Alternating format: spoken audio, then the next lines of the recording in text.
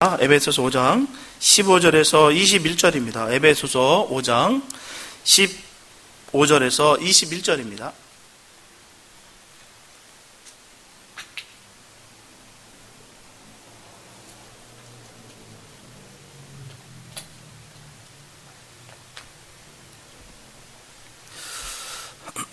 주님의 귀한 말씀 봉독해 올려드립니다. 에베소서 5장 15절에서 21절입니다.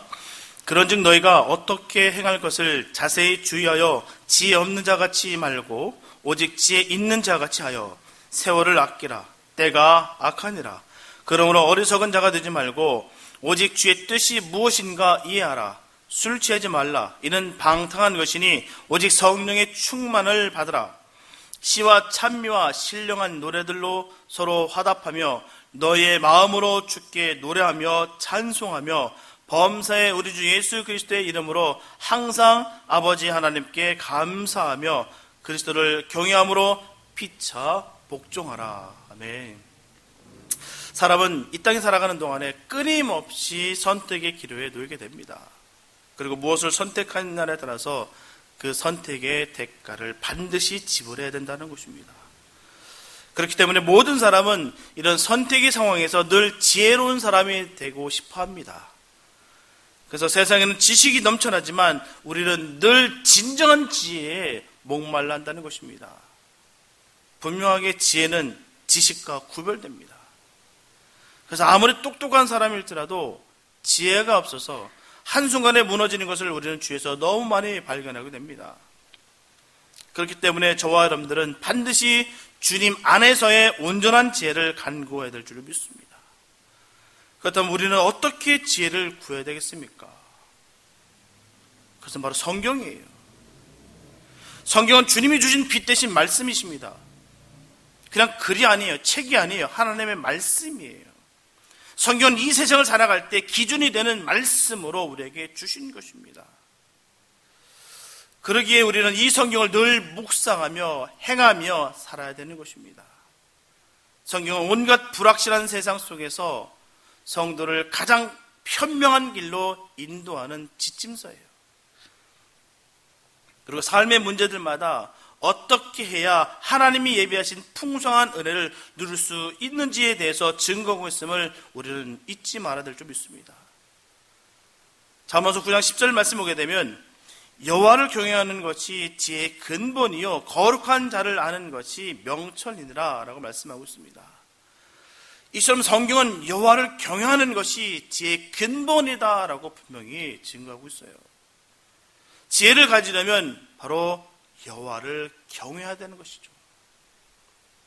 하나님을 사랑하여 기쁨으로 섬기되 우리는 하나님의 그 공의에 대해서도 우리가 두렵고 떨리는 마음으로 우리가 가져야 된다는 것입니다. 이처럼 성경은 세상의 그 무엇보다도 주님을 아는 것이 가장 복된 지혜다라고 분명히 말씀하고 있습니다. 그러므로 하나님은 우리들이 그 지혜를 가지기를 간절히 원하세요. 야고보서 1장 5절에 보게 되면 너희 중에 누구든지 지혜가 부족하거든 모든 사람에게 후히 주시고 꾸짖지 아니하시는 하나님께 구하라. 그리하면 주시리라. 이처럼 누구든지 지혜로운 사람이 될 수 있다라고 분명히 성경은 말하고 있습니다. 누구든지입니다. 구하는 자들에게 말이에요. 이처럼 주님께 우리가 구할 때 주님께 이 풍성한 주님의 그 지혜를 주실 줄 믿습니다. 그 지혜를 받아들이는 우리가 됐으면 참 좋겠어요. 실상 지식은 누구나 소유하기 어려울 수도 있습니다. 그러나 지혜는 누구든지 주님 안에서 하나님께 구하기만 한다면 분명히 소유할 수가 있다는 것이에요. 그래서 성경은 우리들이 지혜를 구하고 또 주신 그 지혜를 잘 받아 잘 관리할 때 비로소 지혜롭게 행하는 삶을 살아갈 수 있다라고 분명히 우리에게 가르쳐주고 있습니다. 사도 바울은 오늘 본문을 통해서 예수님의 사람들이 취해야 될 바로 삶의 자세를 교훈하고 있어요. 오늘 본문을 중심으로 팬데믹으로 믿음을 지키기 혼탁한 이 시대에 우리 성도들에게 꼭 필요한 말씀이 무엇인지 함께 살펴보며 은혜를 나눌까 합니다. 첫째, 세월을 아끼라는 것입니다. 본문 15절부터 17절 말씀 보게 되면 그런즉 너희가 어떻게 행할 것을 자세히 주의하여 지혜 없는 자같이 말고 오직 지혜 있는 자같이 하여 세월을 아끼라. 때가 악하니라. 그러므로 어리석은 자가 되지 말고 오직 주의 뜻이 무엇인가 이해해라 라고 분명히 말씀하고 있습니다. 이것을 이렇게 세월을 헛되게 보내지 말고 아껴서 믿는 일을 잘 하라는 것이에요. 여기서 세월을 아끼라는 것은 헬라어로 카이로스 엑사고라조라고 하는데요. 기회를 사라, 시간을 사라라는 의미입니다. 그래서 기회를 사서 내 것을 만들라라는 것입니다. 세월을 아끼라는 그 뜻이 갖고 있는 의미가 거기 있다는 것이죠. 내 것을 사라는 것, 내 것을 만들라는 것이에요.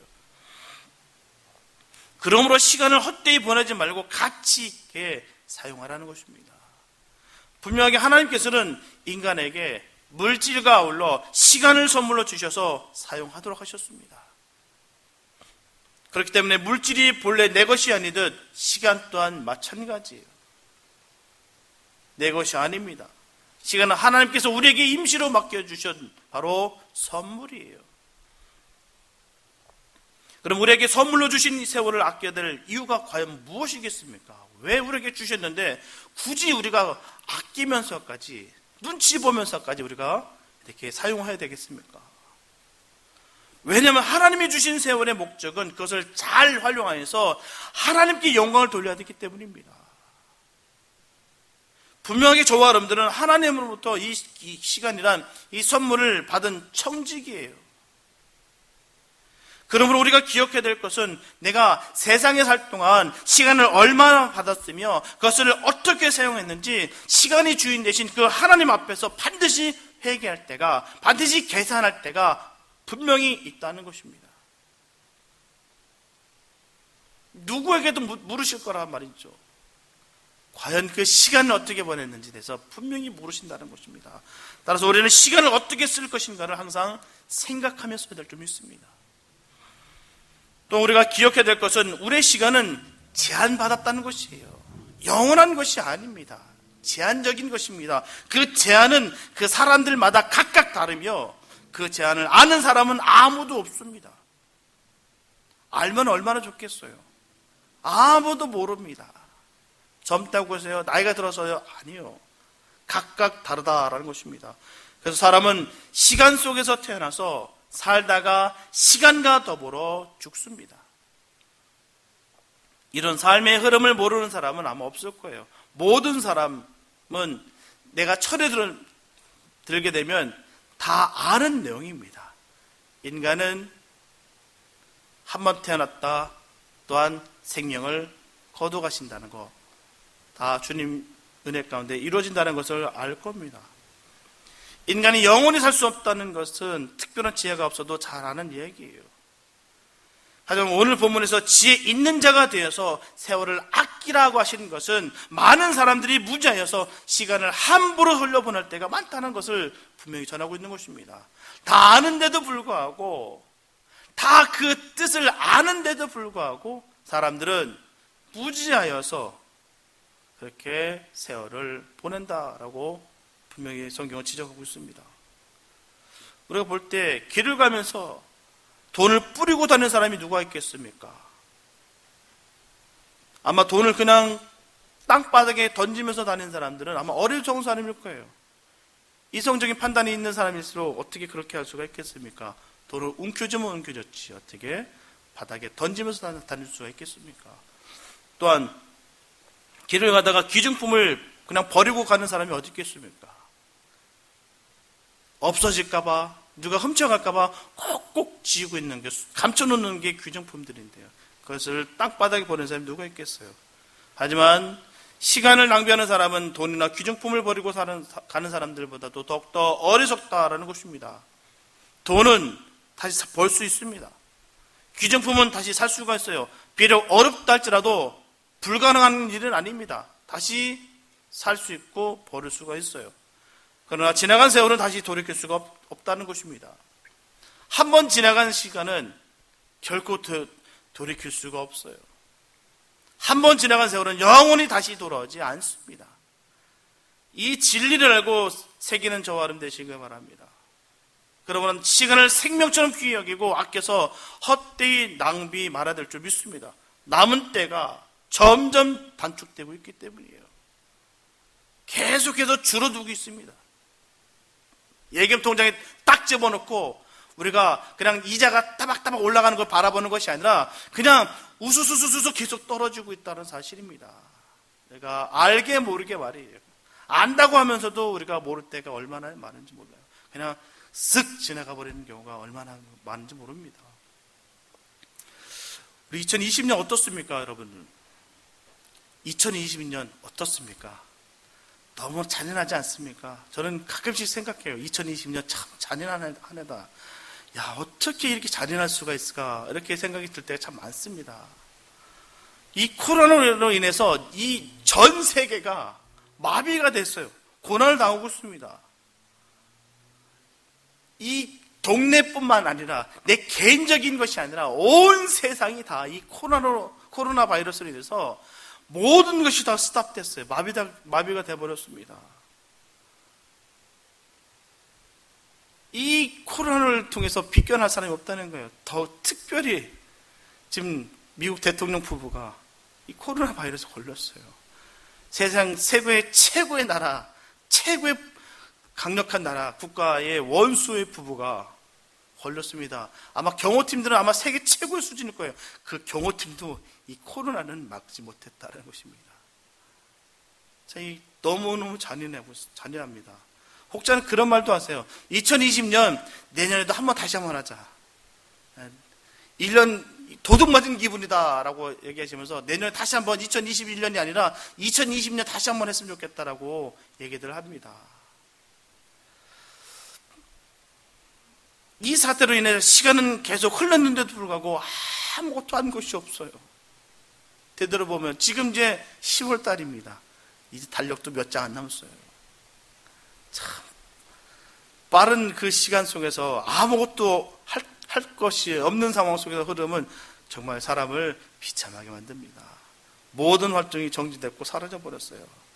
학교 시스템은 그대로 살아있으나 지금 모든 기념될 만한 것들이 사라져버렸습니다. 졸업도 없고요, 입학도 없습니다. 그러니까 내가 졸업한지도 모르고 입학한지도 잘 몰라요. 기념될 만한 모든 것들이 사라졌어요. 결혼식은 어떻습니까? 장례는 어떻게 해요? 이번에 보니까 저도 확실히 알겠더라고요.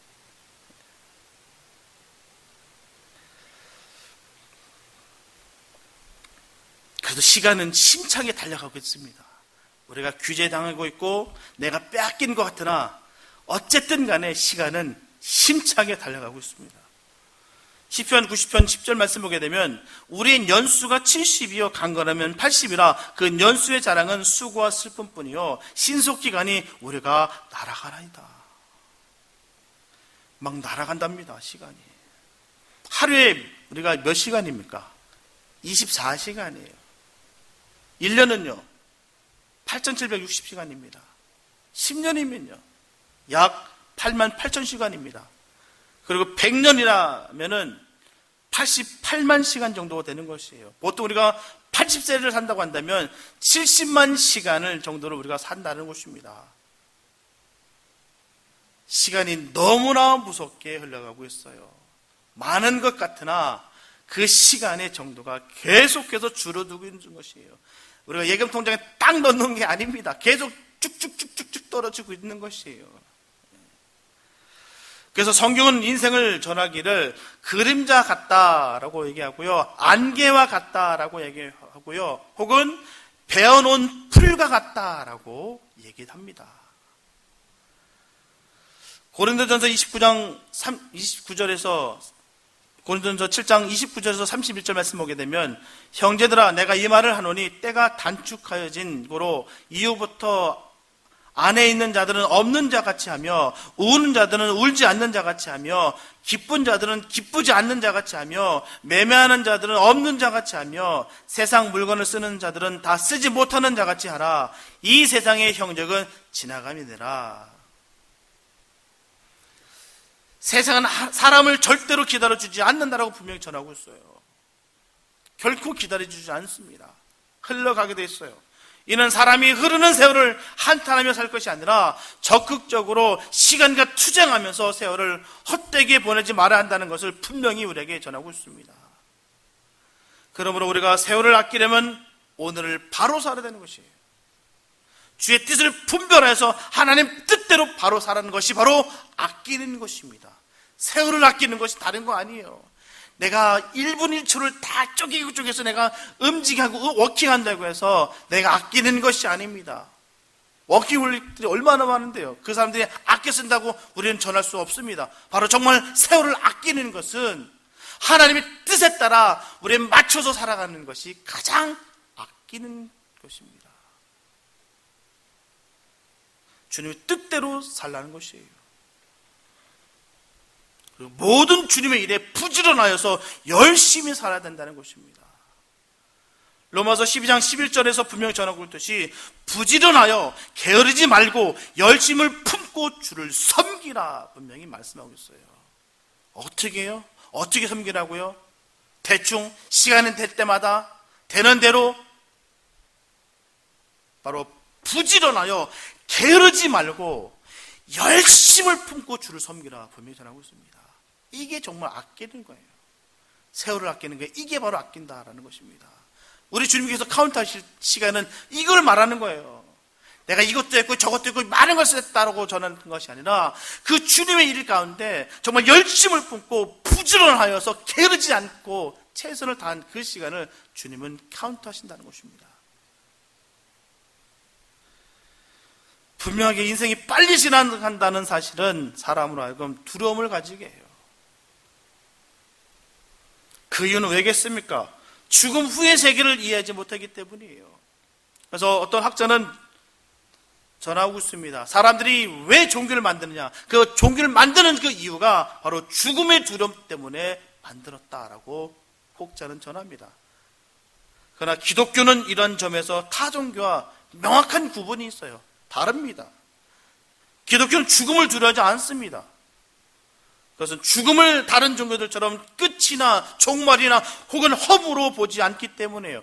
기독교에서 말하는 죽음은 시작이며 출발입니다. 또한 희망이에요.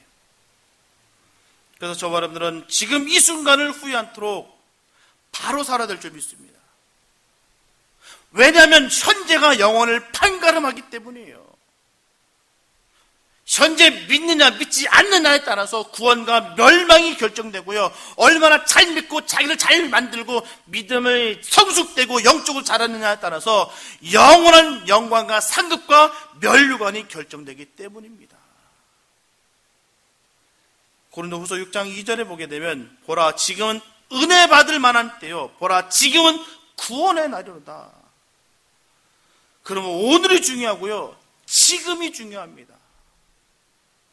오늘을 내 인생의 최후의 날로 생각하면서 그렇게 말도 하고 생각도 하고 행동도 하고 일도 해서 하루하루가 후회함이 없는 진지한 삶이 되어야 될 줄 믿습니다.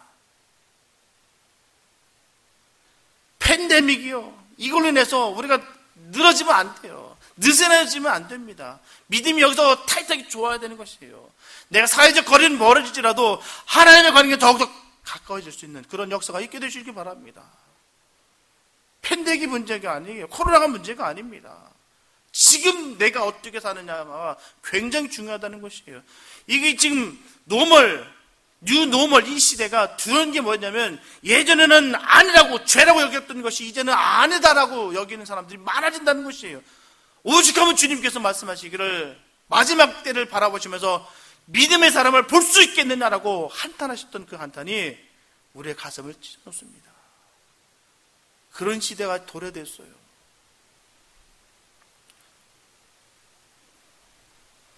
내 인생의 최후의 날로 늘 생각하시고 말씀하시고 행동하시고 일하시기 바랍니다. 내 모습 이대로 주님 앞에 제림의 주님을 맞이한다할지라도 부끄럼 없는 믿음의 삶을 살아야 될 줄 믿습니다. 오늘 주님 오신다 할지라도 우리가 정말 할렐루야라고 아멘하며 주 예수여 어서 오시옵소서라고 선포할 수 있는 믿음의 사람 되시기를 축복합니다. 이 사람이 세월을 아끼는 지혜로운 사람이에요. 그런 사람이 우리가 되시기를 예수님의 이름으로 축복합니다. 둘째, 오직 성령 충만함을 받아야 됩니다. 본문 18절 말씀 보게 되면 술 취하지 말라, 이는 방탕한 것이니 오직 성령의 충만을 받으라 말씀하고 있습니다. 이렇게 성도가 세월을 아끼면서 추구해야 될 것은 바로 성령의 인도하심으로 충만함을 온전히 받으라는 것이에요. 사람은 다 약한 존재입니다. 강한 듯 하나 다 약해요. 약한 구석이 얼마나 많은지 모릅니다. 약점 참 많아요. 단단한 돌 같은데도 불구하고 가만히 옆에서 지켜보면 참 사람은 약한 존재더라고요. 그냥 부러지고 무너지는 것이 삽시간이었다는 것입니다. 그래서 우리가 무엇인가 의지하고 무엇인가에 취하여 살고 싶어 한다는 것입니다. 많은 사람들이요. 모든 사람들이 말입니다. 그러다 보니 믿음 없는 세상 사람들은 술에 취하여 살게 됩니다. 그러나 그것은 방탕한 일이요, 잘못된 일이에요. 성도는 술 취하지 말고 오직 성령 충만한 가운데 성령의 인도하심을 받으며 살아야 될 줄 믿습니다. 본문에서 술 취하지 말라고 하는 것은요, 술 마시지 말라는 뜻이에요. 어떤 분들은 그래요. 마셔도 되는데 안 취하면 돼. 그런 술이 어디 있습니까? 그런 술을 왜 마십니까? 술 취하려고 마시는 것이지. 이 뜻은요, 마셔도 된다, 적당히 마셔도 된다, 술 취하지만 말아라, 그 뜻이 아닙니다. 술 마시지 말라라는 뜻이에요. 단호함입니다. 왜냐하면요, 술 취하면 방탕한 일이기 때문이에요. 아주 해로운 일이기 때문에, 백해무익한 일이기 때문에 전하는 것입니다. 요즘 코로나로 인해서 많은 사람들이 집에서 생활을 하게 됐어요. 모든 직장도, 많은 직장들이 자택근무를 합니다. 아이들은 학교 안 가고 집에서 온라인 수업을 받고 있어요. 그러니까 생활권이 좁아졌습니다. 그 가정에서 멀리 벗어나지 않습니다. 좁아졌어요. 그러다 보니 술 소비가 그렇게 많이 늘어났답니다. 술은 우리의 이성을 혼돈시킵니다. 마비시켜버려요. 그래서 술에 깬 사람은 자기가 술 취해서 한 짓 때문에 큰 낭패를 볼 때가 얼마나 많은지 몰라요. 그래서 술 취하지 않았다면 이 술이 왼수야. 내가 술만 마시지 않았다면 원망하고 스스로 자책하는 경우가 얼마나 많은지 모릅니다. 술 때문에 말이에요. 분명히 술이 들어가면 사람이 분별력이 없어지고요, 죄를 짓게 되어 있습니다. 누구든 그래요. 인격적으로 훌륭한 사람이든 많은 것을 우리가 가진 사람이든 능력자든 술 들어가게 되면 분명히 죄짓게 되어 있어요. 창세기 9장 20절과 21절 말씀 보게 되면 노아가 농업을 시작하여 포도나무를 심었더니 포도주를 마시고 취하여 그 장막 안에서 벌거벗은지라. 이참 의인 노아도 이 포도주로 인하여 아들들에게 추한 모습을 보였어요. 노아가 어떤 사람입니까? 성경에도 기록되어 있듯이 당대 최고의 의인이라고 얘기했습니다. 성경에 기록되어 있어요. 당대 최고의 의인이다. 이 최고의 의인일지라도 술이 들어가니 취하게 된다는 것입니다. 아브라함의 조카 롯도 어떻습니까? 이 술의 체험으로 인해서 두 딸과 동침합니다. 근친상간이에요. 이 반인륜적인 범죄입니다. 어떻게 자기 딸들과 어떻게 동침합니까? 근친상간하고 할 수가 있겠어요. 그로 인해서 암몬과 모압을 낳습니다. 뿐만 아닙니다. 지금까지 수많은 제국들도 결국에는 이 방탕함으로 말미암아 모두 다 망했어요. 분명하게 술에 취하면 제정신이 없습니다. 술 취한 모습 보십시오. 아름답습니까? 좋아 보이십니까? 있어 보이십니까? 그 비틀비틀거리고 몸을 가누지 못하는 그 모습이 이쁩니까? 바라면 흐려지고 말은 계속 버벅거리고 말은 많아지고 말이 많다 보니까 결국 실수하게 되고요. 또한 술 취하면 이상한 용기가 생깁니다. 희치한 말로 객기가 생겨요. 감정과 기분을 주체하지 못합니다. 이게 술 취함이에요. 그러므로 술 취한 후에는 올바른 분별력이 있을 수가 없습니다. 제정신을 잃게 되고 나중에는 술이 그 사람을 삼켜버립니다. 그래서 사고와 사건을 일으키는 것이에요. 범죄가 일어나는 것입니다. 그래서 술은 처음부터 입에도 대지 말아야 되는 것이에요. 분명한 것은 술에 취해서는 절대로 성령의 충만함을 받을 수가 없다는 것입니다.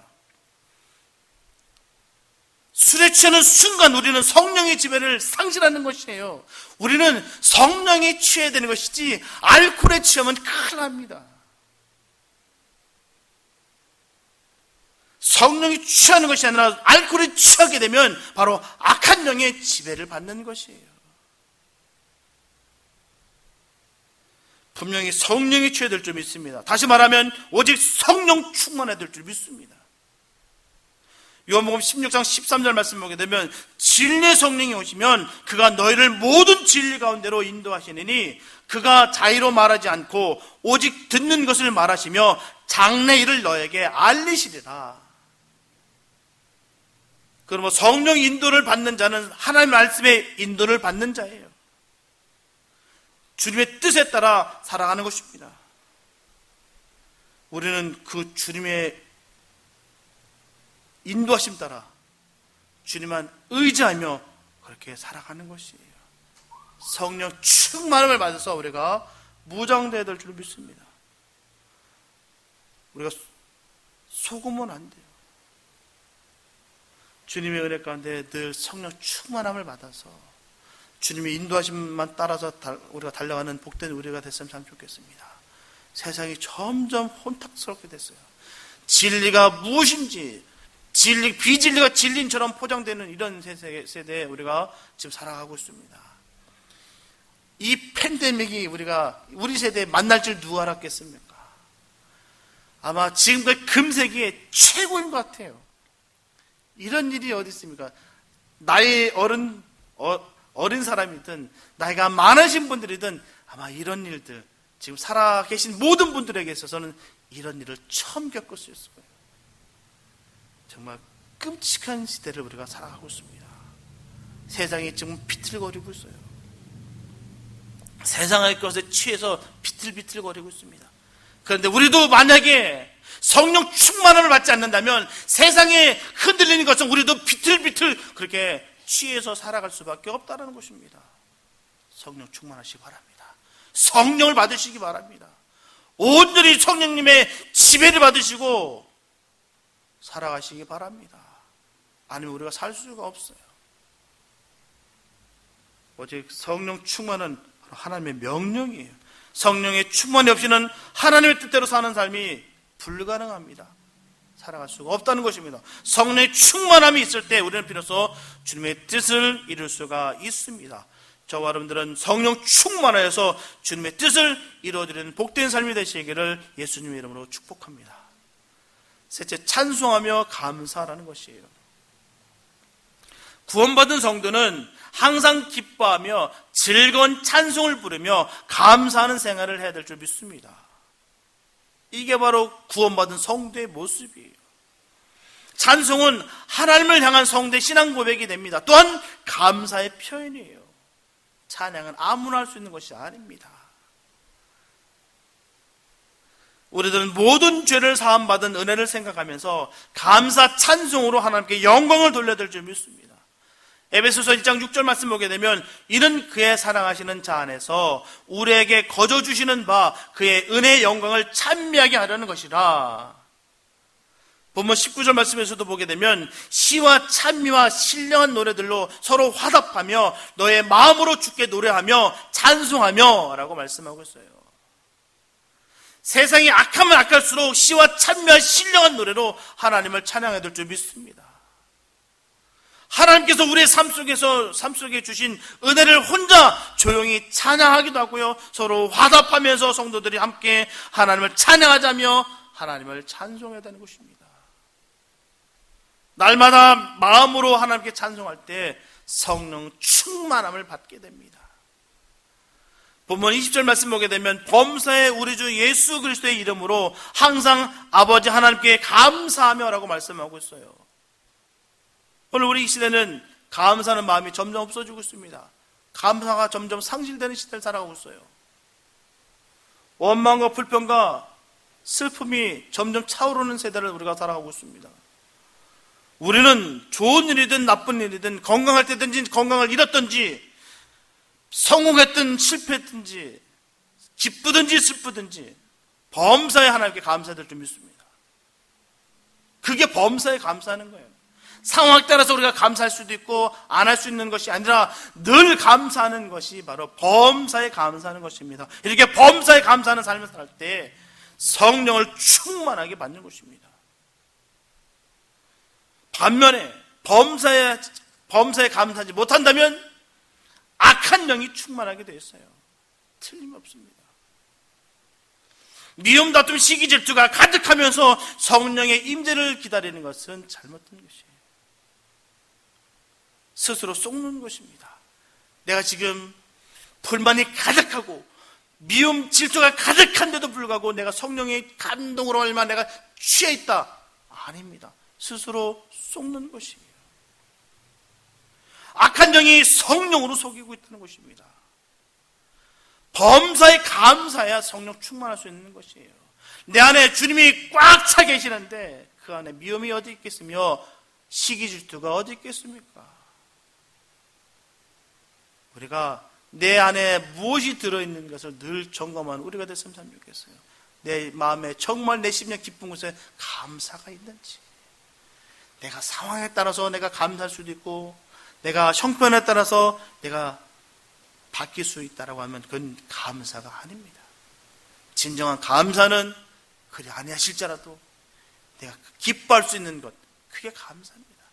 그건 다른 곳에서 온 것이 아니에요. 내가 스스로 체면을 걸어서 오는 것도 아닙니다. 바로 성령으로 말미암아 오는 것이에요.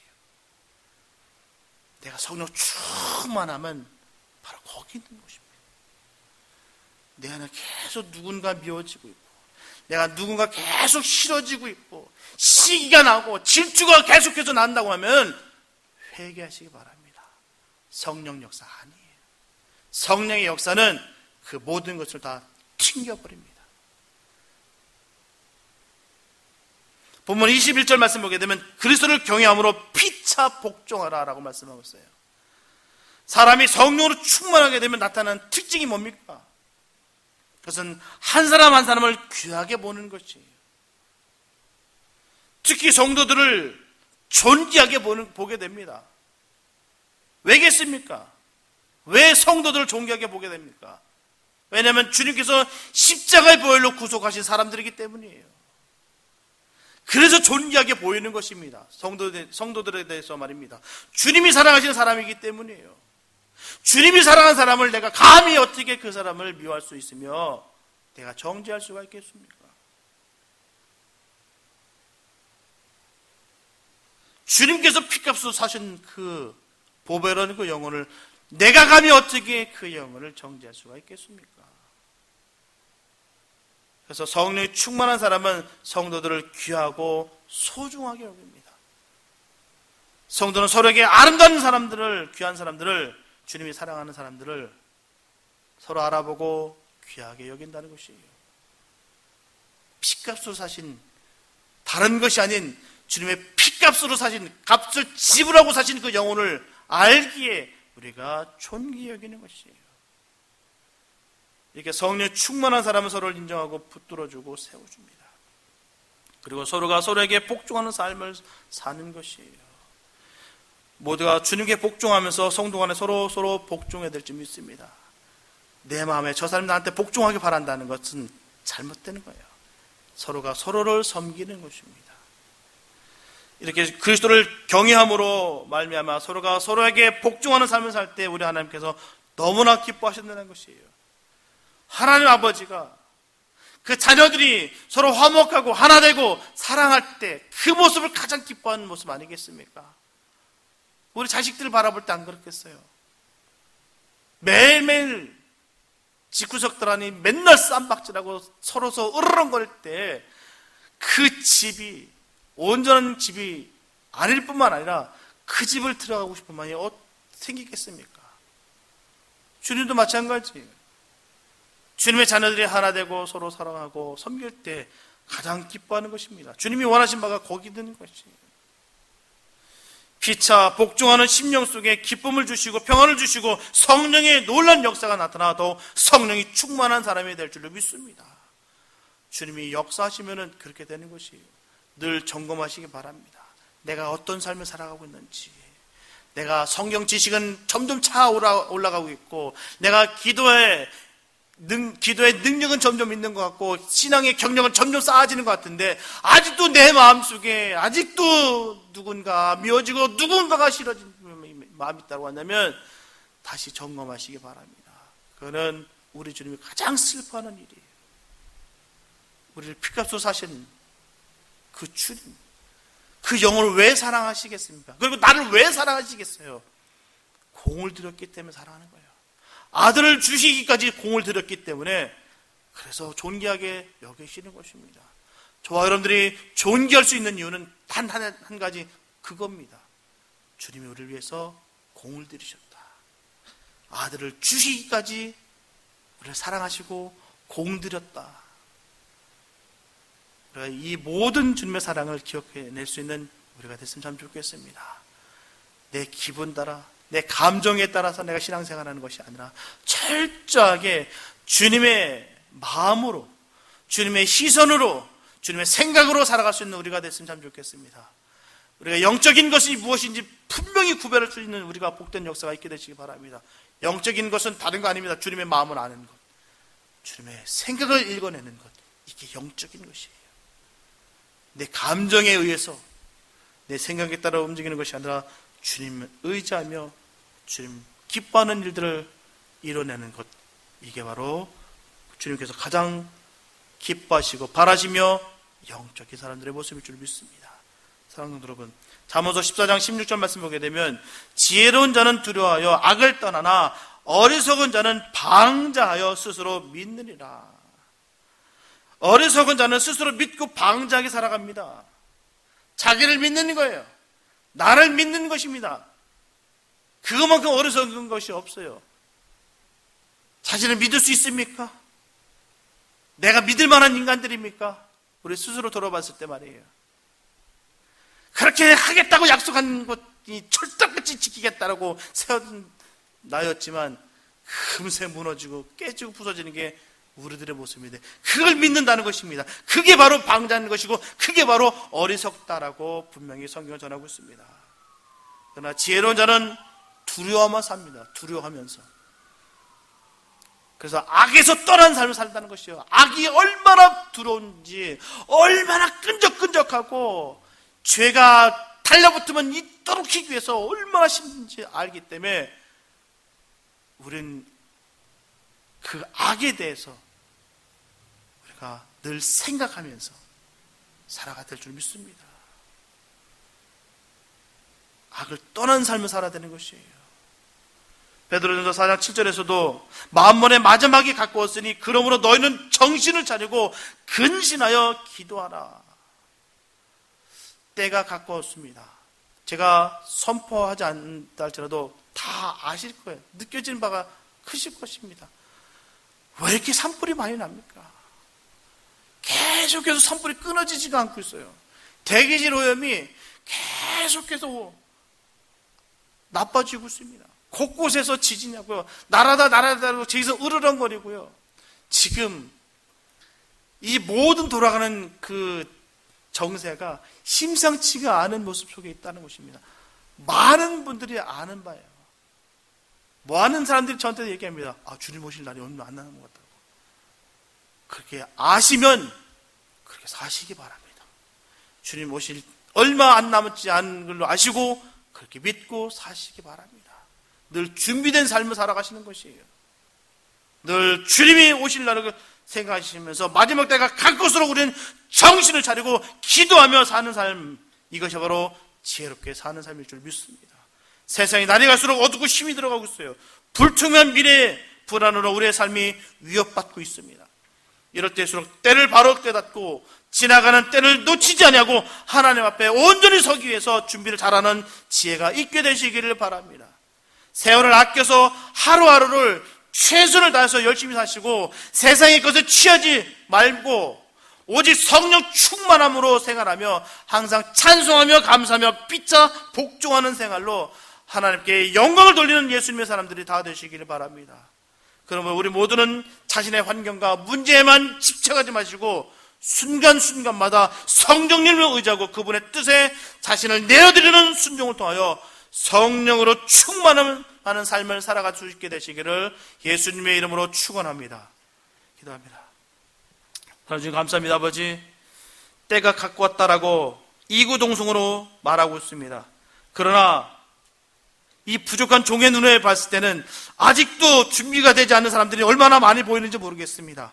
그런데도 불구하고 자기 자신들은 자꾸 주님이 오실 때가 얼마 남았지 않다라고 분명히 토로하고 있습니다. 주님, 그 영혼을 어루만져 주셔서 주님 때가 얼마 남지 않은 것을 깨닫게 하여 주셔서 정신을 바짝 차리고 기도하며 주님의 음성 가운데, 주님의 인도하심 가운데 살아가게 수 있도록 인도하여 주시옵소서. 주님, 지금 우리가 은혜 받을 때입니다. 지금 우리가 성령 받을 때입니다. 아버지, 우리 지금까지 믿음의 행진 잘 달려왔으나 이때 이 팬데믹으로 말미암아 흔들려서 내 믿음이 뺏기지 않도록 주님 인도하여 주시옵소서. 우리는 늘 성령에 취하기 원합니다. 주님, 우리를 어루만져 주시옵소서. 충만케 하여 주시옵소서. 어느 상황 속에 있다 할지라도 승리케 하여 주시옵소서. 오직 예수의 이름을 선포할 때마다 강력한 주의 영광이 드러나게 도와주시옵소서. 주님께서 함께 하실 줄 믿습니다. 주님, 우리를 지켜주시옵소서. 함께 하실 줄 믿사옵고 우리를 원하신 예수님의 이름으로 기도했습니다.